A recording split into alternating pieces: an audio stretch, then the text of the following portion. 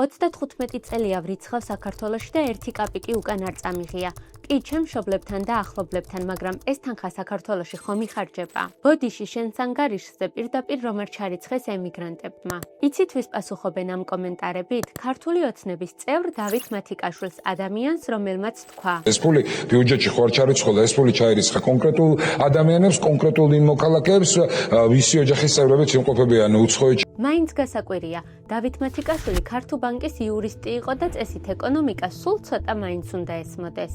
არაოფიციალური მონაცემებით საზღვარგარეთ 1,5 მილიონი ქართველი ცხოვრობს, ასე გითხრა საგარეო საქმეთა სამინისტრომ 2025 წლის მარტში. დიახ, მათი გზავნილები პირდაპირ ბიუჯეტში მართლა არ შედის, არ არსებობს სახელმწიფო ანგარიში ემიგრანტების გზავნილებისთვის. ეს ფული ოჯახებთან მიდის და ხშირ შემთხვევაში ამ ხალხისთვის სწორედ ეს თანხებია სასიცოცხლოდ მნიშვნელოვანი. მაგრამ ფული ოჯახში რომ მიდის, მერე რა ხდება?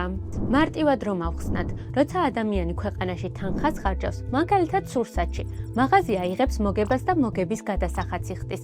თანამშრომლებს ხელფასებს აძლევს და ისინი შემოსავლის გადასახადს იხდიან.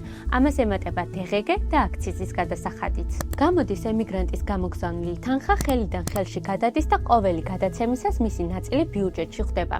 ამას ეკონომიკაში მულტიპლიკატორული ეფექტი ეწოდება. მსოფლიო ბანკის მონაცემებით 2024 წელს საქართველოს მშპ-ში ფულად გზავნილებს 12%-იანი წილი ჰქონდა. წელს კი 9 თვეში ემიგრანტებმა საქართველოში 2,7 მილიარდი დოლარი გადმორიცხეს და როცა ამბობენ, რომ ეს თანხა ბიუჯეტში არ ჩარიცხულა, მხოლოდ ზედაპირული ფრაზაა. ეკონომისტები ამბობენ, ემიგრანტების გზავნილები რომ არა, $1 4-5 ლარი ეღირებოდაო. ყველა ქვეყანაში გზავნილები სწორედ ასე მუშაობს.